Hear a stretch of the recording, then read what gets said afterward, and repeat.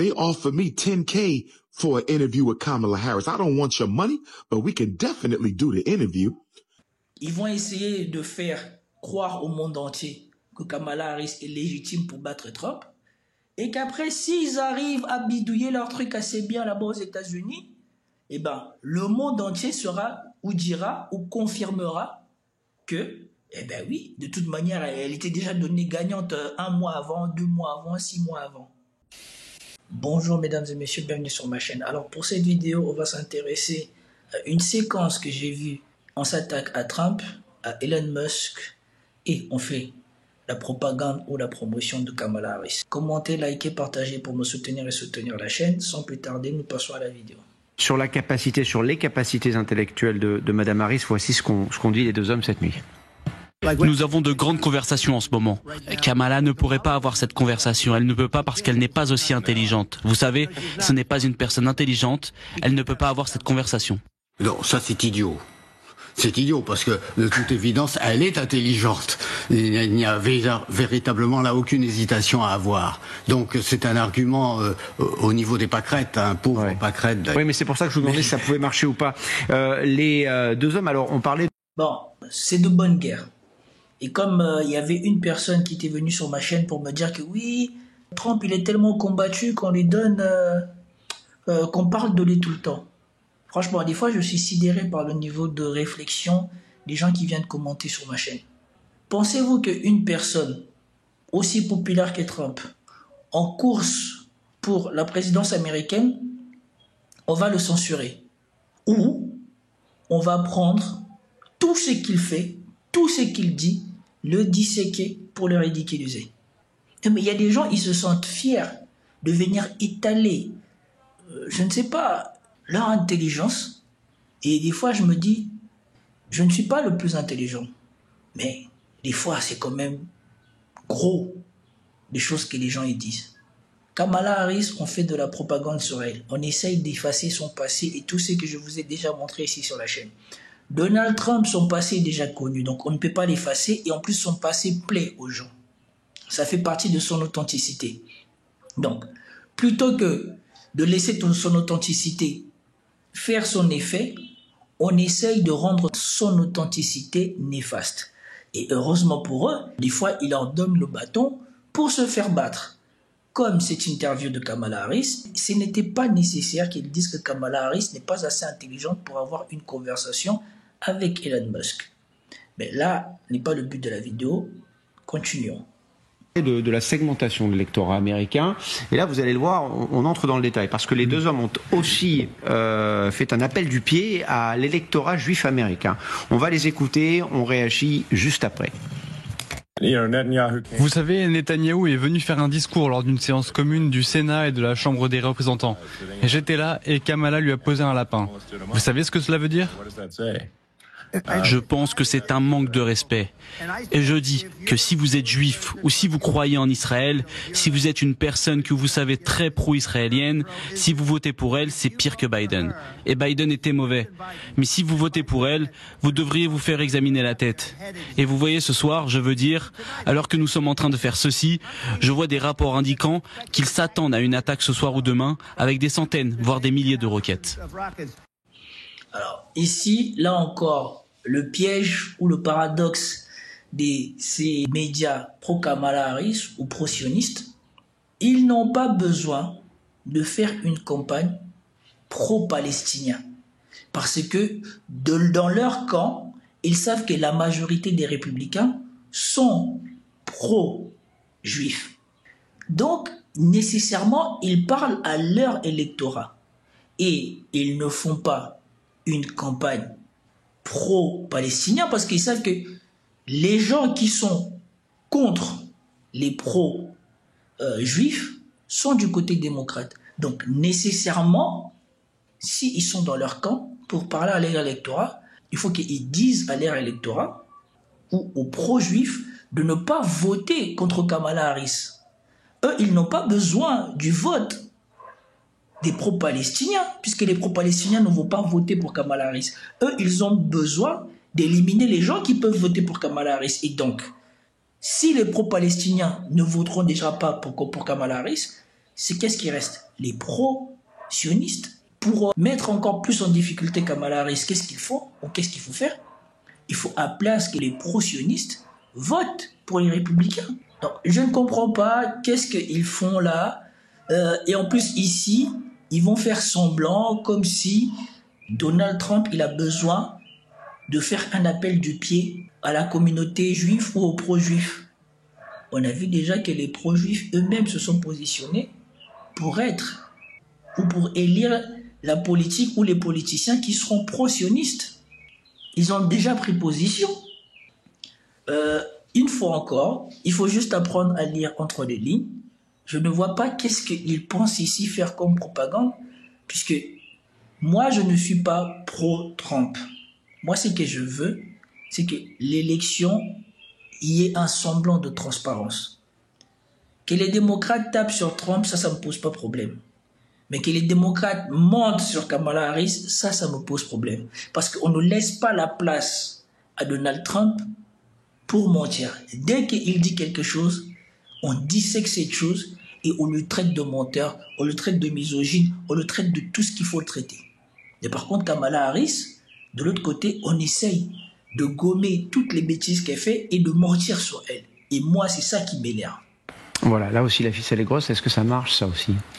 Effectivement, l'attaque est très ciblée, en effet. Et je pense que dans sa préparation de cette conversation, Elon Musk a essayé de cibler des fragments de l'électorat. Moi, simplement, je voudrais faire une remarque générale, c'est que Elon Musk étant un homme d'affaires plutôt à succès, même si ces succès connaissent parfois des revers. Moi, c'est surtout là. C'est ici que vous voyez toute l'arrogance impérialiste de l'élite française. C'est ici que vous voyez à l'œuvre le logiciel de l'élite française. Il parle des revers qu'aurait subi Elon Musk. Parce que dans la mentalité française, où on ne fait pas du business dans la jungle comme c'est aux États-Unis, où on fait du business en caste. Donc ça veut dire que tous les gens qui sont dans la caste mangent l'argent du business et ferment la porte à d'autres. Aux États-Unis, n'importe qui peut réussir. En France, bien souvent, il est très difficile, si tu n'appartiens pas à certains milieux, de réussir. Comme j'avais entendu un entrepreneur le dire la dernière fois, je vois bien qu'il y a des fils d'eux qui ont des idées pourries, à qui on donne du financement pour faire leur start-up, et je vois bien qu'il y a des fils de pauvres qui ont des idées d'un start-up qui n'arrivent pas à trouver de financement. Et les fils de riches, eux, n'échouent pas parce qu'on leur donne l'argent. On n'est pas échoué. Les fils de pauvres échouent parce qu'ils sont en manque d'argent. Et c'est ça le mépris de l'élite française que vous voyez là. Y a-t-il un homme, un entrepreneur français qui peut se targuer d'être plus successful et d'avoir un parcours entrepreneurial plus méritant que Elon Musk? Il y a Bernard Arnault.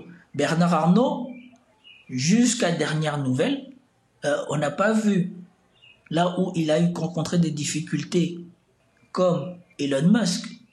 Bernard Arnault a toujours été proche des politiques pour lui permettre de bénéficier des politiques publiques, de bénéficier des politiques accommodants pour pouvoir réussir dans ses business.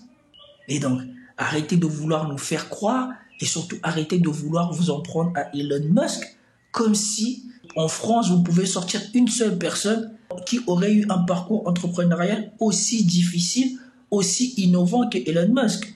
Bernard Arnault n'a rien innové. Il a pris ce qui se faisait déjà et il en a fait quelque chose de luxueux. C'est tout. Il n'a rien innové, Bernard Arnault. Louis Vuitton existait avant Bernard Arnault. La plupart des marques qu'il a rachetées existaient avant Bernard Arnault. Et quand vous regardez les ventes, quand vous décomposez le prix de quand vous achetez un article vendu par le groupe LVMH, quasiment 30% du prix est consacré au marketing, est consacré à faire les magasins, entretenir les magasins, dépenser l'argent à tout va. S'il a choisi Trump, c'est parce qu'il pense que Trump va gagner. Parce que pour lui, l'argent c'est important, la réussite dans les affaires c'est important, et pour ça, il a besoin d'être dans le sillage du président des États-Unis. Et c'est vrai que pour les Français, l'argent n'est pas important. Si leur pays est en train de sombrer, c'est parce qu'ils ont désindustrialisé leur pays. Leur président actuel a vendu les fleurons industriels français, mais c'était pas pour l'argent, c'était pour le bien de l'économie. Et aujourd'hui, il a racheté ce qu'il avait vendu aux Américains, vidé de sa substance 2 fois plus cher, mais là encore, l'argent n'est pas important.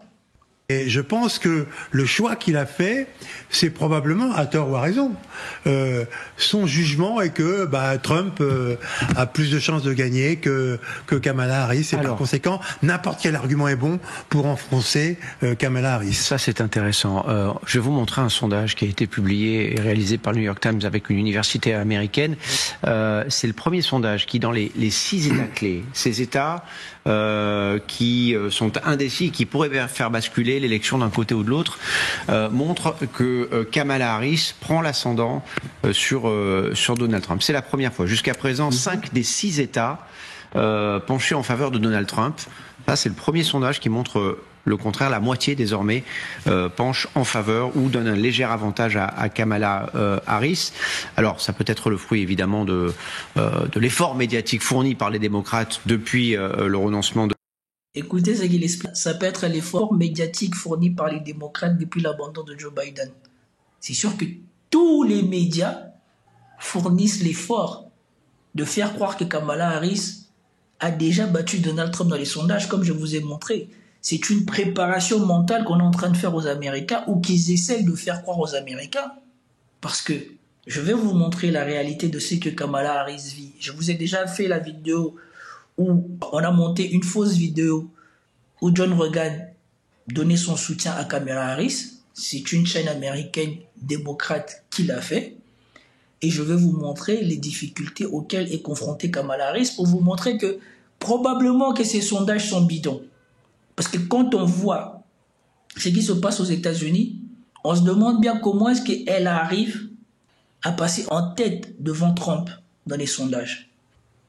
De Joe Biden, mais est-ce que ça peut rebattre les cartes justement pour quelqu'un comme Elon Musk, André Caspi, ou est-ce que son choix est fait et il restera avec Trump jusqu'à la fin? Je pense que ça peut rebattre les cartes pour la propagande de Donald Trump.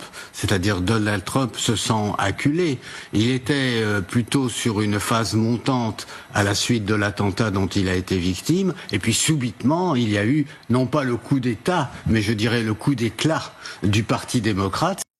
Je vous ai fait une vidéo où je vous ai montré aussi que c'était un coup d'État.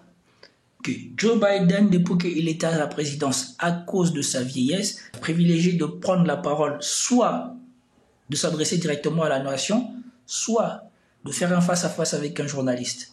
Mais comme par hasard, le jour où il annonce la décision la plus importante de sa présidentielle, il le fait sur Twitter. Après ça, il disparaît. Et après ça, il réapparaît, il fait une interview où il vous dit que ses copains, les démocrates, lui en voulaient parce qu'il allait être un frein pour leur réélection. Bien avant que je fasse cette vidéo où Joe Biden vient dire la vérité sur ce qui s'est passé, sur comment ses amis l'ont contraint à partir. Et moi, ma théorie, c'est que eux, ils ont annoncé publiquement qu'ils renonçaient, parce qu'ils avaient déjà préparé la presse, et la presse a accepté ça parce qu'eux aussi ne voulaient pas que Trump devienne le futur président. Et donc tout le monde se sent coalisé pour que Joe Biden soit out. Il le sait, il a vécu. Si vous regardez l'interview, vous pouvez voir à quel point il a de l'amertume. Ce n'est pas un coup d'éclat, c'est un coup d'État. Et la preuve, quand Joe Biden a annoncé qu'il n'allait plus se représenter, tous les gens qui étaient mieux placés que Kamala Harris pour remplacer Joe Biden, personne ne s'est présenté. Parce que probablement, eux tous, ils savent que cette supercherie ne fait que cacher le faux engouement qu'ils ont besoin de créer pour assurer leur propre réélection dans leur poste au Sénat et dans leur poste dans la Chambre des représentants. Ils savent bien que là, ils sont en train de nous refaire une Hillary Clinton 2. Elle est devant dans tous les sondages et après... devant la réalité des faits, elle ne sera plus là. Ils le savent. Et surtout, je vais vous le démontrer. Comme on parlait tout à l'heure pourquoi Trump n'avait pas besoin de faire une campagne chez les pro-palestiniens, parce que voilà, chez les démocrates, ils sont contre Kamala Harris, ils sont contre le fait que les États-Unis continuent de supporter Israël et que Kamala Harris, bien qu'au début elle ait fait moumou, nanana, depuis le début elle appartient à l'administration Biden. Elle n'a jamais démissionné, elle n'a jamais rien dit publiquement. Et dans la dernière vidéo, je vous montrais à quel point elle-même reconnaissait maintenant qu'Israël avait le droit de se défendre. On se demande bien contre quoi. Parce que ça fait 8 mois qu'ils se défendent. Et donc voilà, les gros rassemblements qui dépassent largement les meetings qu'elle fait, qui sont contre elle et qui vont la sanctionner pour les élections. Donc, je vous le mets ça ici pour que vous voyez. Maintenant, dites-moi, comment est-ce qu'une personne qui est aussi contestée dans son propre camp va gagner les élections? Ou a des meilleurs sondages que l'autre personne qui, dans son propre camp, est incontestée? On reporte 100 000 protesteurs anti-Israël ont prévu de descendre à Chicago pour le DNC. Je ne sais pas c'est quoi. D'accord? Ça, c'était le 17 août. Voilà. Les protesteurs sont du camp de démocrates qui est de plus en plus divisé à cause du conflit entre le Hamas et Israël. Les protesteurs sont aussi contre le fait que Kamala Harris ait un ton favorable avec Israël. Et donc, ça, c'est les protesteurs il y a 1 an dans une protestation. Mais on prévoit ce tour-ci plus de 100 000 personnes qui vont venir. Voilà le genre de division auquel doit faire face Kamala Harris dans son propre camp. Et c'est que aussi on ne vous montre pas, c'est que du côté des gens qui s'intéressent un peu à la communauté noire américaine, il y a ce messier-ci qui s'appelle Dr Umar, qui dit qu'on lui a proposé de l'argent par le camp de Kamala Harris pour la soutenir. Et donc écoutons sa vidéo. Black vote ain't for sale. We bartering on business. We standing on business. Bring us some tangibles or get out of my face. Ricky Smiley, I love you. But crying on the radio for Kamala Harris, my brother, that's an all-time low. Don't do that again, Ricky Smiley. Don't you get on your radio show and cry for Kamala. Don't you do that, my brother. If you want to cry for Kamala Harris, you do that in the privacy of your house. But if we're going to be honest, Steve Harvey and Ricky Smiley, and I love you both, no hate to my big brothers, but if we're going to be honest, Ricky Smiley and Steve Harvey, y'all only carried on because y'all got paid to carry on. Can we please be honest? Can we see? I want y'all to understand, overstand, and understand what King Kong is talking about. Y'all carried on because y'all got paid to carry on. Kamala Harris and the Democratic plantation is paying you celebrities, paying you to shame black people into voting. Y'all know we're not going to get nothing out of that vote, but they being paid. Y'all being bought. They offered me $10K for an interview with Kamala Harris. I don't want your money, but we can definitely do the interview. They offered me $10K for an interview with Kamala Harris. Yes, we can do the interview. Keep your damn money. King Kong consciousness ain't for sale. I'm one of the real ones. Silverback Garvey Gorilla. I'm one of the real ones. Silverback Garvey Gorilla. Don't come to me with no propositions for money. I don't live for no money. I'm not one of these goofy ass rappers whose whole life is nothing but what you can buy and own. You dealing with real African DNA. This is real ancestral energy over here. I'm not no Ricky Smiley and Steve Harvey. You don't drop no check off and say get the nigga to the plantation on November the 4th. You don't drop no check off and say get the nigga to the plantation. Il vous fait la révélation qu'on ne vous fera jamais sur le plateau de LCI, que Kamala Harris est en difficulté au sein même de la communauté noire, que certes, les femmes noires, par association, par mimétisme, comme elles ont vu une femme noire propulsant en avant, donc elles ont décidé de voter pour Kamala Harris, mais ça ne suffit pas pour convaincre tout le monde. Donc, le fait qu'elle ait voulu sacrifier des gens, qu'elle ait foutu des gens en prison, qu'elle ait été une femme adultère, déjà du côté latino, ça va poser problème. Donc elle n'est ni noire, ni latinos, adultère. Elle est accusée d'adultère. Elle est sans cœur pour les Américains. Et donc vous voyez bien que ce sont des choses qui ne collent pas avec les défavorisés de la société. Voilà pourquoi elle est en recherche de validation auprès des influenceurs, auprès des gens qui comptent dans la communauté noire ou qui ont une influence dans la communauté noire. Quitte à ce que cette influence soit caricaturelle, elle est là-dedans. Et la deuxième preuve, c'est ceci. Écoutez ce que celui-là va dire. To this girl is so goddamn long who gonna have the audacity to text me, we need you a part of the campaign. At first I was thinking she was talking about like a game, a video game, like a Modern Warfare game, or some shit. Or if not that, a clothing brand. I'm like, what campaign?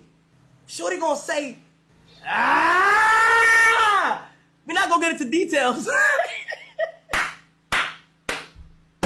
Yo, this is why I can't do Hey, listen, I'm gonna keep it a stack with y'all boys, okay? What the fuck is Castanet gonna talk about with politics, my nigga? Let's be real. Let's be real. Hey, look, mark my words. I'm gonna say it right now. If this some way, somehow, something was to go into where I do the stream of politics, I'm going to be 100% honest. I'm going to sit on my stream and say, why did you guys call me? Like, you know, I don't know. I've never did anything with politics. And these blogs are like trying to say, yo, we gotta do this shit, Ka. And it's all the top blogs. But I'm like, bro, since when did niggas care about what Castanet had to talk about for politics? Donc, je ne sais pas si vous tous vous êtes habitués à ce personnage de Kai Cenat, mais Kai Cenat est un streamer américain. Ça veut dire que lui, il passe sa vie en ligne, il montre sa vie en ligne. Et il est suivi par beaucoup de jeunes Américains. Et même quand il est venu en France, il était suivi par beaucoup de jeunes Français. Kamala Harris, qui soi-disant serait devant Donald Trump et serait la première ou la mieux placée pour battre Donald Trump, essaye de convaincre ces gens-là d'apparaître ou qu'elles viennent apparaître dans leurs shows, dans leurs canaux, dans leurs médias. D'après vous, Hillary Clinton avait-elle fait ça? Obama a-t-il fait ça? Si que les démocrates sont aussi sûrs qu'ils vont battre Donald Trump et qu'en quelques semaines, elle a réussi à devenir plus populaire que Donald Trump en n'ayant rien fait, pourquoi fait-elle ça? Pourquoi propose-t-elle de l'argent pour des interviews? Et pourquoi elle et son entourage font-ils des pressions ou essayent d'influencer quelqu'un comme Kai Cenat pour avoir une interview avec elle ou qu'elle apparaisse dans le stream de Kai Cenat? Quand vous prenez ces choses-là et que vous écoutez ces vieux-là, ces gens-là dans les médias français, parce que moi je vous ai déjà dit, ma théorie, c'est qu'ils vont essayer de faire comme avec JFK. Ils vont essayer de faire croire au monde entier que Kamala Harris est légitime pour battre Trump et qu'après, s'ils arrivent à bidouiller leur truc assez bien là-bas aux États-Unis, eh ben, le monde entier sera ou dira ou confirmera que, eh ben oui, de toute manière, elle était déjà donnée gagnante 1 mois avant, 2 mois avant, 6 mois avant. Voilà ce qu'ils essayent de faire. Mais je pense que ce tour-ci, ça va être très compliqué. C'est-à-dire le renoncement de Joe Biden au profit de Kamala Harris. Et ça a été quelque chose qui a initié un nouveau mouvement d'opinion et qui explique sans aucun doute que dans le Michigan ou dans le Wisconsin, qui sont des États du Nord-Est, ou du Nord, plus exactement, pas du Nord-Est. Donc dans ces États-là, il y a en effet un mouvement en faveur de Kamala Harris. Ben, vous savez, ces sondages 49, 47, 48, 48, 50, on est toujours 48, dans la marge d'erreur. Mais la tendance est inversée, c'est pour ça qu'on vous les montre. Parce qu'on était, effectivement, là ça reste très serré, mais le rapport de force était vraiment différent il y a encore quelques semaines. C'est pour ça que c'est intéressant. N'oubliez pas. Non.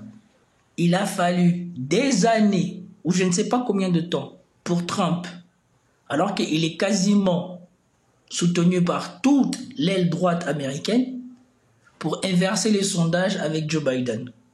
Joe Biden abandonne parce qu'il était en train de perdre dans les sondages et que son débat était catastrophique, il s'est fait manger.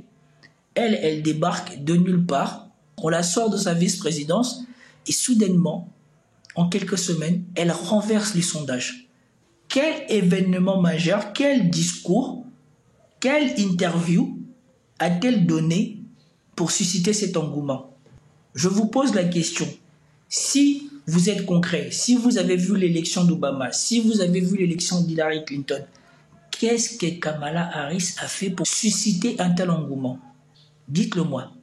C'est en réfléchissant à ce genre de choses que vous vous rendez compte que ce n'est pas crédible ce qui se dit.